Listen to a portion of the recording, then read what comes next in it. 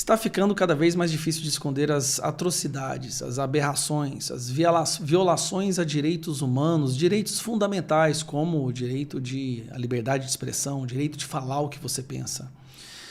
Embora a imprensa brasileira tenha trabalhado ativamente para tentar camuflar o que está acontecendo aqui dentro do Brasil, o mundo já está entendendo. Um trabalho muito bom tem sido feito para divulgar no mundo os avanços autoritários que estão sendo cometidos aqui dentro do Brasil. E hoje saiu uma notícia, na verdade, os arquivos da troca de e-mails de membros do Twitter, na época, desde 2020 para cá, foram liberados e mostram um escândalo gigantesco. Vamos lembrar o que são os Twitter Files. Nos Estados Unidos, assim que o Elon Musk assumiu a liderança do Twitter, comprou o Twitter, ele liberou os e-mails que haviam sido trocados entre membros do governo, CEO, diretores do Twitter, funcionários do Twitter, que mostrava que havia uma interferência direta nessa plataforma para censurar a direita, conservadores e apoiadores do Donald Trump. Bom, já tem um tempo que a gente está pedindo para que os e-mails do Twitter do Brasil também fossem liberados, e aí eles acabaram de ser. Então nós estamos diante do Twitter Files Brasil. Eu acabei de ver essa postagem aqui no Space Liberdade e vou ler para você, tá? Bomba. Jornalista americano Schellenberger revela através de Twitter Files Brasil que Alexandre de Moraes exigiu ilegalmente que o Twitter revelasse detalhes pessoais sobre usuários do Twitter que usaram hashtag de que ele não gostou. Exigiu acesso aos dados internos do Twitter em violação da política do Twitter. Procurou censurar unilateralmente postagens no Twitter de membros efetivos do Congresso Brasileiro. Procurou transformar as políticas de moderação de conteúdo do Twitter em uma arma contra apoiadores do então brasileiro, contra os apoiadores do então presidente Jair Bolsonaro. E aí vamos lá na página do jornalista, né? Nessa página do jornalista, tava lá. Ele é um jornalista, já ganhou, é um vendedor best-seller de livros, já ganhou, cadê que falou aqui, ó, Time of Hero, herói do meio ambiente, já ganhou um prêmio de Dow, jornalismo Dow, então é um cara renomado. Ele soltou esta matéria aqui, ó. Aqui já tem uns comentários sobre a matéria dele, né? Bomba, TSE tentou coagir Twitter a espionar cidadãos por ele, tornando-se braço investigativo do órgão, monitorando certas hashtags e repassando os dados de quem as usava. O consórcio entre Estado e o oligopólio das Big Techs é o que se chama Complexo Industrial da Censura. A matéria é essa daqui, que vocês estão vendo. Olha, eu vou colocar na parte já traduzida, aqui embaixo. Essa aqui é a tradução. Vamos lá. O Brasil está envolvido em uma ampla repressão à liberdade de expressão liderada por um juiz da Suprema Corte chamado Alexandre de Moraes. De Moraes colocou pessoas na prisão sem julgamento por coisas que postaram nas redes sociais. Ele exigiu a remoção de usuários das plataformas de mídia social e exigiu a censura de postagens específicas, sem dar aos usuários qualquer direito de recurso ou mesmo direito de ver as provas apresentadas contra eles. Agora, os arquivos do Twitter, divulgados aqui pela primeira vez, revelam que Moraes e o Tribunal Superior Eleitoral que ele controlava estavam envolvidos em uma clara tentativa de minar a democracia no Brasil. Ele, né, exigiu ilegalmente que o Twitter revelasse detalhes, é aquela lista que eu li para vocês agorinha, né? Os arquivos mostram as origens da demanda do judiciário brasileiro por poderes de censura abrangente, o uso da censura pelo tribunal para interferência eleitoral antidemocrática e o nascimento do complexo industrial da censura no Brasil. Algo que nós estamos divulgando no mundo inteiro. Então aqui vamos pegar uns exemplos, vamos pegar isso aqui, ó. Vou pedir para traduzir e vamos pegar. Em 14 de fevereiro de 2020, o consultor jurídico do Twitter no Brasil, Rafael Batista, enviou um e-mail aos seus colegas para descrever uma audiência no Congresso sobre desinformação e notícia falsa. Batista revelou que os membros do Congresso brasileiro solicitavam ao Twitter o conteúdo das mensagens trocadas por alguns usuários via DM, bem como registro de login, entre outras informações. Batista disse: "Estamos resistindo às solicitações que eram ilegais porque elas não atendem aos requisitos legais do Marco Civil, da Lei Brasileira da Internet, para divulgação de registro de usuários." Batista observou que alguns usuários conservadores do Twitter recorreram ao Supremo Tribunal depois de saberem pela mídia que o Congresso estava tentando obter seus IPs e conteúdos de DM.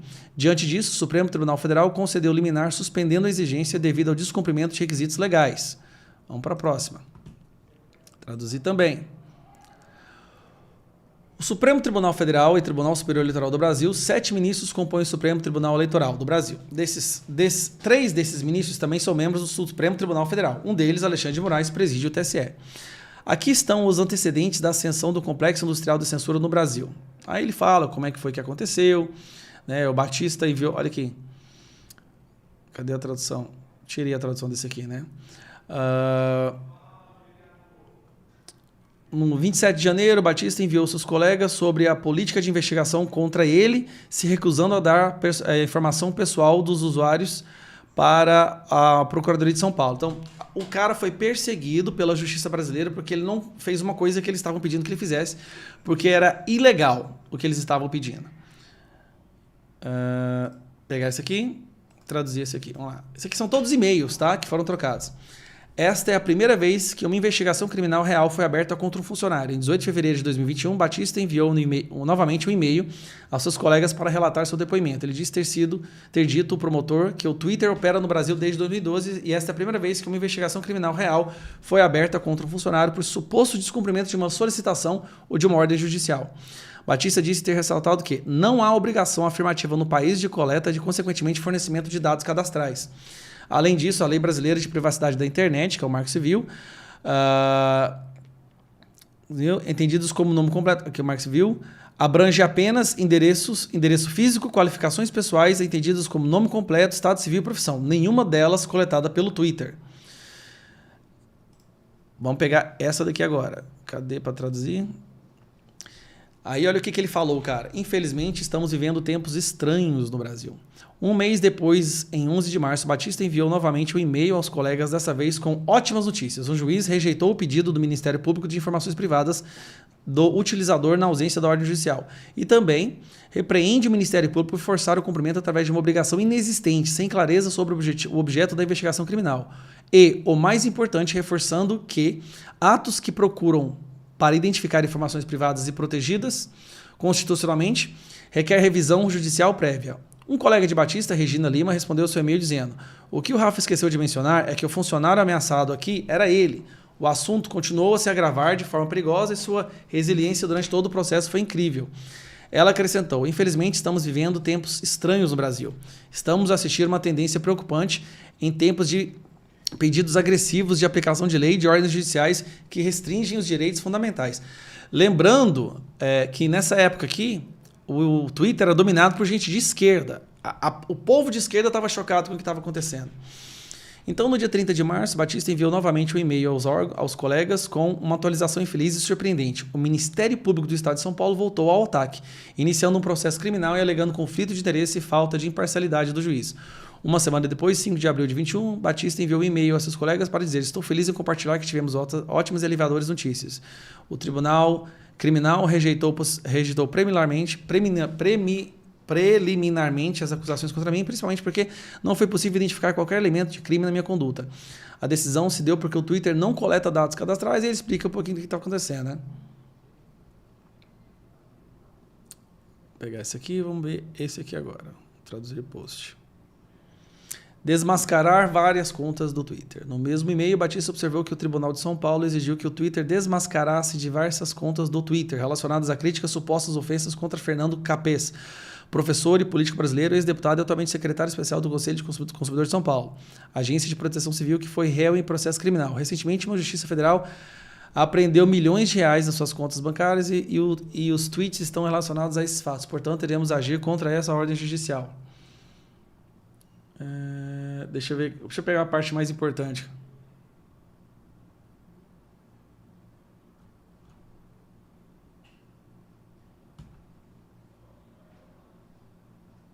Aqui. Cara, o negócio tá sério, viu? Vamos lá. A Corte Superior Brasileira no Brasil, controlado por Moraes, também exigiu que o Twitter revelasse as identidades dos usuários em 25 de outubro de 2021. O consultor jurídico sênior do Twitter, Rafael Batista, enviou um e-mail aos seus colegas informando que o TSE estava obrigando-nos a rastrear e desmascarar usuários que utilizassem hashtags específicas. Olha, perseguição por hashtag. O pedido do TSE era ilegal, observou Batista, e por isso o Twitter resistiria à ordem judicial. Batista disse que o Twitter iria reagir. porque não havia indícios de ilegalidade no uso de hashtags e porque o TSE exigia divulgação em massa e indiscriminada de dados privados de usuários, o que caracteriza a violação de privacidade e demais garantias constitucionais. Direitos. Aí continua. Cara do céu, que bomba, hein? Em 26 de dezembro de 2021, os tribunais do Brasil emitiram amplas exigências de censura. Um tribunal de apelação ordena que o Twitter remova globalmente, e não apenas no Brasil, URLs específicos relacionados ao reclamante. O tribunal alegou que os brasileiros poderiam encontrar outras formas de ver o conteúdo, como por meio de uma VPN, que mascara a localização do usuário. O tribunal também buscou conhecer a identidade de usuários que não estavam no Brasil. Em outro caso, o Twitter estava resistindo a uma liminar que concedia o fornecimento de dados para desmascarar 62 contas que retuitaram conteúdo original ilegal. Das 62 contas, 8 contas nem sequer estão localizadas no Brasil. Vamos ver isso aqui. A polícia sofre muita pressão do Tribunal Superior Eleitoral. Em março de 2022, o diretor jurídico do Twitter para a América Latina disse que se encontrou com um juiz, referindo-se a De Moraes. Ele disse que ficou surpreso ao encontrar ali a Polícia Federal e funcionários técnicos do tribunal trabalhando na investigação da hashtag. Cara, investigação de hashtag. O TSE pressionou por dados privados de usuários sob a justificativa de circunstâncias excepcionais e queria usar o Twitter como uma máquina de precognição de crimes para antecipar possíveis atividades ilegais. Meu Deus do céu, é o Minority Report. 2 meses depois, Gualda disse que a Polícia Federal está sob muita pressão do Tribunal Superior Eleitoral para fornecer resultados tangíveis para essa investigação. Lembrando que esse procedimento, a Polícia Federal está apoiando uma investigação que é conduzida pelo Tribunal Superior Eleitoral.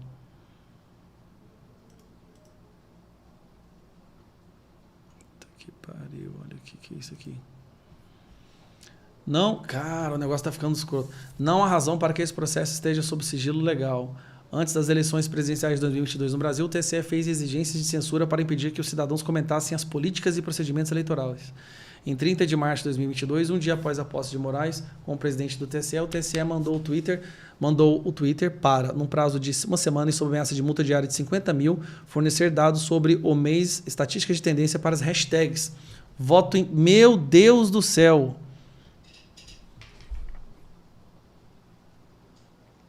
Eles estavam rastreando quem soltava a hashtag voto impresso não e voto democrático auditável. Além disso, o TSE exigiu informações de assinatura e endereços IP dos usuários que usaram a hashtag voto democrático auditável em 2021. Cara, ele estava querendo ver que todo mundo que defendia o voto auditável. Os brasileiros queriam debater impressos para aprimorar as urnas eletrônicas exclusivas, mas o TSE não gostou da causa e pressionou o Twitter a desistir seus dados pessoais. Em um e-mail enviado em novembro de 2022, um advogado do Twitter declarou ações tomadas por Moraes e pelo TSE durante a disputa presidencial. O juiz não explicou por que ordenou que o Twitter removesse toda a conta do pastor evangélico André Valadão sobre multa pesada. O Twitter interpôs recurso contra a ordem, apontando que não sabia por que estava sendo ordenado a fazê-lo, mas cumpriu. O TSE ameaçaria o Twitter a cumprir em 1 hora sobre uma multa diária de R$100 mil para censurar uma conta inativa de desinformação cometida em outro lugar. O TSE também atacou os deputados eleitos Carla Zambelli e Marcel Van Hatten por suposta desinformação, ameaçando multa de R$150 mil. Se o Twitter não cumprisse dentro de 1 hora, o Twitter recuou, entre outras objeções, e argumentou que não há razão para que esse projeto esteja sob sigilo. Cara do céu. Cara, isso aqui é um escândalo. Meu Deus do céu. Olha isso aqui. Pedidos incomuns, obrigando-os a fornecer dados do usuário com base em menção de hashtag. Em 17 de agosto de 2022, um membro da equipe jurídica do Twitter enviou um e-mail aos grupos dizendo que o Twitter recebeu uma nova ordem judicial relativa a uma investigação com o objetivo de identificar indivíduos, grupos por trás de uma potencial coordenação de esforços para atacar as instituições e o sistema eleitoral em diversas plataformas. O próprio presidente Bolsonaro é investigado nesse processo. Ela acrescentou: recebemos vários pedidos incomuns provenientes dessa investigação. O mais recente, relevante, nos obrigando a fornecer uma quantidade indeterminada de dados de usuários com base em menções de hashtag. As hashtags dizem respeito à mobilização em torno das eleições, que era pedindo voto impresso, né? E pedindo a prisão do Barroso. Barroso é o ex-presidente do TSE. De acordo com o relatório que temos atualmente, foram 182 tweets no período de interesse. Precisamos do conteúdo Precisamos do conteúdo, identificadores de usuários respectivos, dados do BSI, o mais rápido possível.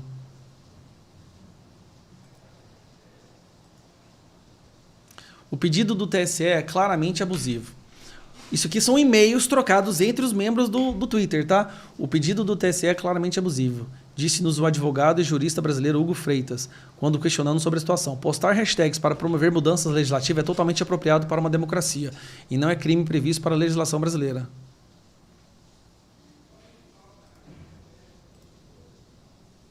Três meses depois, Moraes se torna presidente do TSE em agosto de 22. Ele exigiu censura. Apesar de a publicação de hashtags não violar nenhum estatuto legal específico, o Twitter cumpriu as exigências do tribunal para evitar muitas multas substanciais. O Supremo Tribunal do Brasil e o Twitter removeram o discurso político e penalizaram os usuários por debaterem políticas. Dessa forma, o tribunal parece ter interferido numa importante eleição presidencial.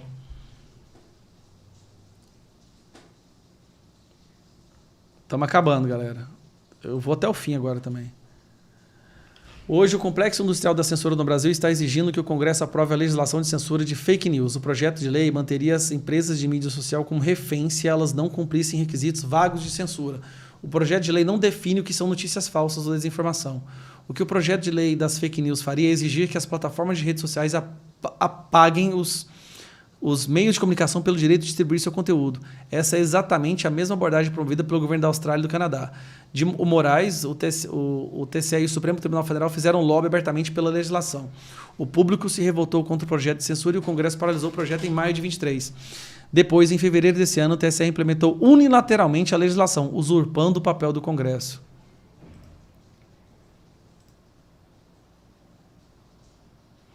Sem liberdade de expressão em uma eleição. A censura do TSE é um ataque ao processo democrático. As eleições só poderão permanecer livres e justas se o público for capaz de debater e questionar as leis, sistemas e resultados eleitorais. Se alguma vez houver fraude eleitoral no Brasil, ninguém poderá falar sobre isso. Se Moraes conseguir o que quer. Durante séculos, os candidatos reclamaram que as eleições foram roubadas. Hillary Clinton afirmou isso em 2016, Stacey Abrams afirmou isso em 2018, o presidente Donald Trump afirmou em 2020 e o presidente Jair Bolsonaro afirmou isso em 2022. O Moraes quer tornar tal discurso ilegal e punir as plataformas de redes sociais que não censurarem. Cara do céu. É isso aí, pessoal. Ficou longo, mas não vou nem dar opinião.